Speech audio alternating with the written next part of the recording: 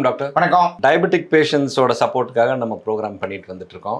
இப்போ டயபெட்டிஸ் முக்கியமான ஒரு காரணி உணவு பழக்கம். ஸோ எந்தெந்த மாதிரியான உணவுகளை டயபெட்டிஸ் உள்ளவர்கள் முற்றிலுமாக தவிர்க்க வேண்டும்? முற்றிலுமாக தவிர்க்க வேண்டும்னா எந்த உணவையும் முடிந்த வரையில் குடிப்பதை தவிர்த்துக்கணும். அதாவது நெவர் ட்ரிங்க் கேலரின்னு சொல்லுவோம். அப்படின்னா எதார்த்தம் ஸ்மூதியாவோ ஜூஸாவோ முடிந்த வரையில் கூழாவோ எந்த ஒரு தானியத்துல பண்ணியிருந்தாலும் முடிந்த அளவு தவிர்க்கவும் சொல்லுவோம். முடிந்த அளவுன்னா என்ன அர்த்தம்? எல்லாத்தையும் தவிர்க்க முடியாது, முடிந்த அளவு தவிர்க்கவும். ஏன் அப்படி சொல்லுவோம்னா, நீங்க நீர் வகையில தண்ணி வகையில ஒரு எனர்ஜியை குடிச்சீங்கன்னா அது உடனடியாக செரிமானம் ஆகிவிடும். நான் அப்பதான் சொன்னேன், மாவு சத்து, புரதச்சத்து, கொழுப்பு சத்து மூணுமே 3 to 6 மணி நேரத்திற்குள் கட்டாயமாக பெருகுடலை சென்று அடைந்துவிடும். இல்லை என்றால் செரிமானமாகி லிவரை நோக்கி பயணிச்சிடும், ரத்த குழாயை நோக்கி பயணிச்சிடும். அப்போ அது உடனடியாக வயிறில் இருந்து அகற்றப்படும். நான் இத பல தடவை சொல்லிருக்கேன். நம்மளுடைய மனிதனுக்கு மட்டும்தான் ஒற்றை அறை கொண்ட வயிறு. மிச்சம் எந்த பாலூட்டி இனத்துக்குமே ஒற்றை அறை கொண்ட யூனி சேம்பர் கிடையாது. அதோட கொள்ளளவு ஒரு 1300 ml தான். 1300 ml நீங்க எவ்வளவு நேரம் அடைந்த நிலையில் வைக்கிறீர்களோ கொள்ளளவு கொண்ட உணவுப் பொருள்களால் அவ்வளவு நேரம் உங்களுடைய வயிறு சுருங்காது. சுருங்காத வயிறு உணவின் மேல் நாட்டம் கொள்ளாது. உணவின் ஆதிக்கத்தில் நாம ரொம்ப நாட்டம் கொள்ள மாட்டோம். கிரேவிங் குறைஞ்சிரும், சேஷியேஷன் வந்துரும். ஏர்லி சட்டைட்டி, லாங் சட்டைட்டி வரும். ரொம்ப நேரம் உணவு உட்கொண்டா மாதிரி இருக்கும். இன்னொன்னு, வயிறு சுருங்காத நிலையில இருப்பதனாலேயே ரொம்ப நேரம் திரும்பி போய் உங்களால எதையும் எடுத்து சாப்பிடணும்னு தோணாது. சாப்பிட நினைச்சாலும் ரொம்ப கம்மியா தான் நமக்கு பிடிச்ச ஒரு சமோசாவோ ஒரு பஜ்ஜியோ பார்த்தோம்னா கூட சாப்பிட மாட்டோம். ஆனா தண்ணி பதார்த்தத்துல ஏதாவது ஒண்ணு, இப்போ ஃபார் எக்ஸாம்பிள் நீங்க கேரட் ஜூஸ், ஏபிசி ஜூஸ் எல்லாம் சொல்றாங்க, என்ன ரொம்ப ஆப்பிள், பீட்ரூட், கேரட் இதெல்லாம் வந்துங்க. நான் கேரட்டே என் குழந்தை சாப்பிடாது, 9 வயசு ஆகுது, 10 வயசு ஆகுது, குழந்தை காய் சாப்பிட மாட்டேங்குது அப்படின்னா நீங்க சர்க்கரையே போடாம இந்த ஸ்மூதியை கொடுப்பதுல ஓரளவுக்கு ஒரு காரணம் இருக்கு. ஆனா வளர்ந்த பிறகு ஒரு குழந்தை 18, ஆணுக்கு 18 பெண்ணுக்கு 16 தாண்டினதுக்கு அப்புறமா இந்த சோசியல் மீடியாவோட இன்ஃபுளுன்ஸ்ல என்ன சொல்லுவாங்கன்னா, இந்த மாதிரி ஜூஸ் எல்லாம் குடிச்சா தோல் பளபளன்னு ஆகும், வெளுவிழுன்னு ஆகும். இதெல்லாம் யாருக்கு வெளுவிழுன்னு ஆகுது, பளபளன்னு ஆகுதுன்னு எங்களுக்கு தெரியலங்க. ஆனா இதெல்லாம் காய்கறியா சாப்பிட்டால் உங்க தோலுக்கு நல்லதுங்கிறதுல மாற்று கருத்து கிடையாது. ஆனா இது ஜூஸா குடிக்கும் போது என்ன ஆகும்னா வேகமாக அது செரிமானம் ஆயிடும். ஏன்னா இதுக்கெல்லாம் ஒரு கொள்ளளவே கிடையாது. எப்பயுமே தனி உணவு பொருளின் கொள்ளளவு இருக்கணும்னு சொல்லுவோம். இதே ஒரு சுண்டல்னா, ஒரு பட்டாணி சுண்டல்னா ஒரு பட்டாணிக்கும் ஒரு தனி கொள்ளளவு உண்டு. அதே பீட்ரூட்டை ஒரு பொரியலா பண்ணி சாப்பிட்டீங்கன்னா ஒரு பீட்ரூட் துண்டுக்கும் ஒரு கொள்ளளவு உண்டு. அதே மாதிரி கேரட், அதே மாதிரி எது வேற என்னது, அவரைக்காய், பீன்ஸ், எதுவா இருந்தாலும் ஒரு கொள்ளளவு உண்டு. இந்த கொள்ளளவுங்கிறதே அந்த நாறு தான். அந்த தானியத்தில் இருக்கும், அந்த காயில் இருக்கும் அந்த நார்ச்சத்து தான். பல தடவை சொல்லியிருக்கேன், நார்ச்சத்துக்கு தான் செரிமானம் ஆகாது. அப்போ அந்த நார்ச்சத்து சுத்தி இருக்கும் நீர்ச்சத்தை இழுத்து பிடித்து விடும். அப்ப நார்ச்சத்து பெரிதாகிவிடும். நார்ச்சத்து செரிமானமும் ஆகாது, சுத்தி இருக்கும் நீர்ச்சத்தையும் இழுக்கும் தன்மை கொண்டது நார்ச்சத்து. அப்ப அந்த காய் ரொம்ப நேரம் செரிமானமா ஆகாது. வயிறை விரிந்த நிலையிலையும் வைக்கும் போது உங்களுக்கு உணவின் மேல் நாட்டம் இருக்காது, கிரேவிங் கம்மியாயிடும். அப்ப நொறுக்கு தீனி கம்மியாயிடும்.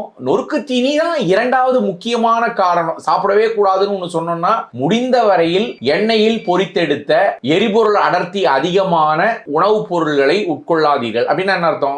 நம்ம ஊரு ஸ்நாக்ஸ், நம்ம ஊரு நொறுக்கு தீனி, அதுல முக்கியமானது நீங்க என்ன சொல்லுவோம், சமோசா, பஜ்ஜி, போண்டா, மிக்சர், காரா சேவ், காரா பூந்தி, இதெல்லாம் கொள்ளளவும் கிடையாது, எரிபொருள் அடக்கமும் ரொம்ப அதிகம். அப்ப என்ன ஆகும்னா, சிப்ஸ், இதெல்லாம் ஒரு சிப்ஸை ஓபன் பண்ணா எவ்வளவு சாப்பிடுறோம்னு தெரியாது, கடன்னு சாப்பிடுவோம். அப்ப இந்த மாதிரி உணவுப் பொருளான பேக்கரி ஐட்டம், நொறுக்கு தீனி, தண்ணி பதத்தில் எந்த பொருளையும் உணவாக நல்ல உணவு என்று நினைத்து குடிப்பது முழுசா தவிர்க்க முடியாது. முடிந்த வரையில் தவிருங்கள். அப்படியே பஜ்ஜி போண்டா போடணும் அப்படின்னா வீட்டுல போடுங்க, ரோடுல போடாதீங்க. ரோட்ல இருக்கிறதுல பஜ்ஜி போண்டா சாப்பிட்டீங்கன்னா சன்ஃபிளவர் ஆயில், வீட்டுல அட்லீஸ்ட் ஒரு கடல் எண்ணெயாவது ஒரு தேங்காய் எண்ணெயாவது, இல்லையா பாம் ஆயில் கூட ஒரு முறை பயன்படுத்தின பாம் ஆயிலா இருக்கும், இருமுறை பயன்படுத்தின பாம் ஆயிலா இருக்கும். அது நல்லதுங்கிறதுக்காக சொல்றது இல்ல. பொருளாதார காரணங்களால நிறைய பேரால கடல் எண்ணெயோ நல்லெண்ணெய் வாங்க முடியாத நிலையில இருந்தா கூட அவங்க வீட்டுல போட்டு சாப்பிட்டால் உசித்தம். டாக்டர், அதே சமயத்துல டைமிங் ரொம்ப முக்கியம். ஏன்னா இன்னைக்கு எல்லாருமே வேலைக்கு போயிட்டு இருக்காங்க,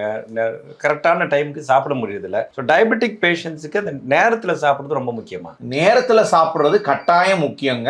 எல்லாருக்கும் என்ன சொல்றோம்னா ஒரு கால அளவை மேற்கொள்ளுங்கள். முடிந்த வரைக்கும் ஒரு டைம் ரெஸ்ட்ரிக்டட் ஈட்டிங்னு சொல்லலாம், இன்டர்மிட்டன்ட் ஃபாஸ்டிங்னு சொல்லலாம். அப்படின்னா ஒரு குறிப்பிட்ட காலத்துக்கு மேல சாப்பிடாதீங்க. அதாவது நீங்க தூங்க போறதுக்கு ஒரு 2-3 மணி நேரத்துக்கு முன்னாடியாவது உங்களுடைய கடைசி உணவை முடிங்க.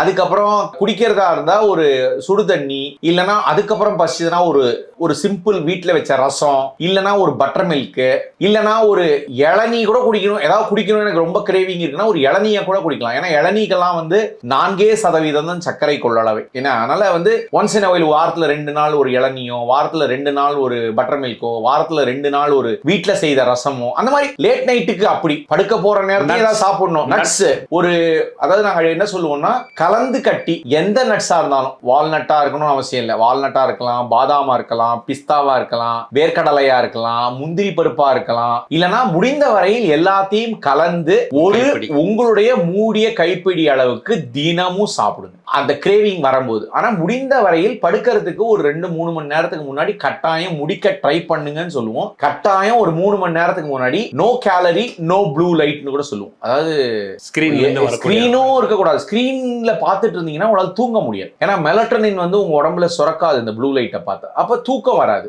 தூங்கலனாலே சுகர் ஒரு 5-10% உங்களுடைய வெறும் வயிற்று சர்க்கரையில் கூடும். சோ இது எல்லா காரணத்தினாலையும் ஒரு டைம் ரெஸ்ட்ரிக்டட் ஈட்டிங் வச்சுக்கோங்க. ஒரு 8-12 மணி நேரத்திற்குள், முடிந்த வரையில் 8-12 மணி நேரத்திற்குள் உங்களுடைய முதல் உணவிலிருந்து இறுதி உணவுக்குள் முடியுமான்னு பாருங்க.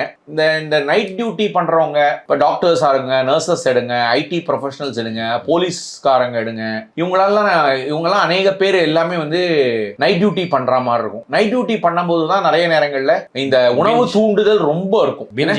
அப்பதான் பிஞ்ச் ஈட்டிங் இருக்கும். அந்த நேரங்கள்ல கிடைக்கக்கூடிய உணவு எதுவுமே அட்லீஸ்ட் சென்னையை பொறுத்த வரைக்கும் சொல்லிடலாம், ஆரோக்கியமான உணவு கிடைப்பதற்கு வாய்ப்பு வசதி என்பது 0. அதனால அந்த நேரங்கள்ல முடிந்த வரையில் வீட்டில் செய்ததாகவோ, சமைக்கவே இல்லாத ஒரு நட்ஸாகவோ, ஒரு வேக வைத்த சுண்டலாகவோ எடுத்து சென்று உங்களோட பணியில அதையும் சாப்பிட்டு ஒரு பிளாக் டீயோ பிளாக் காஃபியோ குடிக்கணும், நான் நைட் டியூட்டி பார்க்கணுங்கிற பட்சத்துல குடிச்சா உசித்தமா. தேங்க்யூ. பூங்காற்று இது நாளைய நல்வாழ்விற்கான வழிகாட்டி.